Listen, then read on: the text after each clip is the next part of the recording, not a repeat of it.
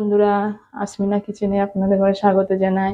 আবারও একটা নতুন ভিডিওতে নতুন রেসিপি নিয়ে চলে এলাম। আজকের রেসিপি খুবই সহজ পদ্ধতিতে বানানো যাবে।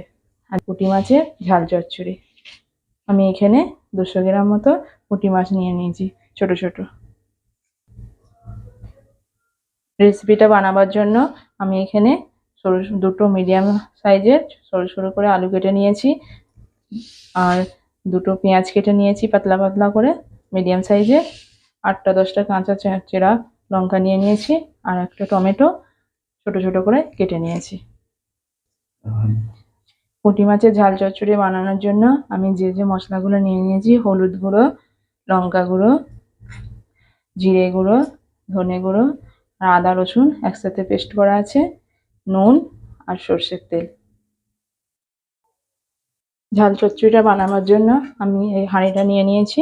এই হাঁড়িটাতে আমি প্রথমে আলুটা দিয়ে দেব,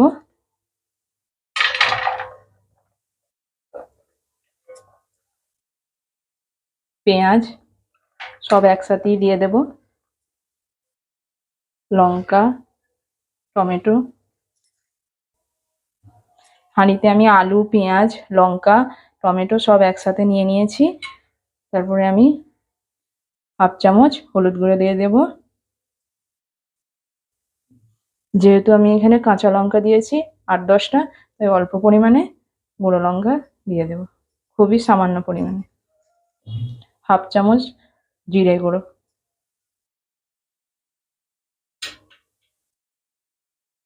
1/2 চামচ ধনে গুঁড়ো,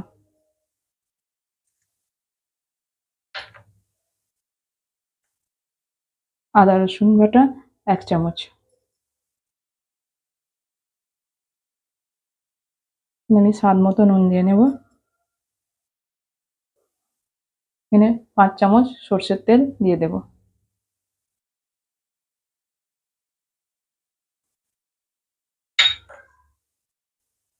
আলু পেঁয়াজের সাথে আমার সব রকম মশলা দেওয়া হয়ে গেছে।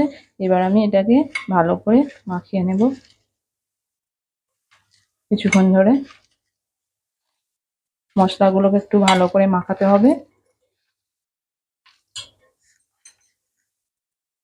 এইভাবে মাখাতে থাকবো যাতে সব রকম মশলা আলু, পেঁয়াজ, টমেটো সবকিছুর সাথে একসাথে হয়ে যায়।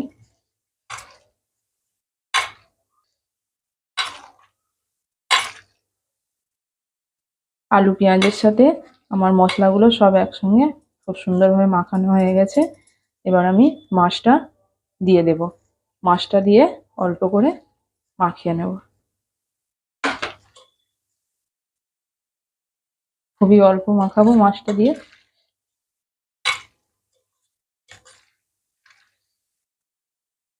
মাছটা আলু ফালু সব একসাথে ভালোভাবে মাখানো হয়ে গেছে মশলার সাথে। এবার আমি এটা পানি দিয়ে দেবো অল্প করে। আমি এখানে এবার পানি দিয়ে নেব অল্প করে।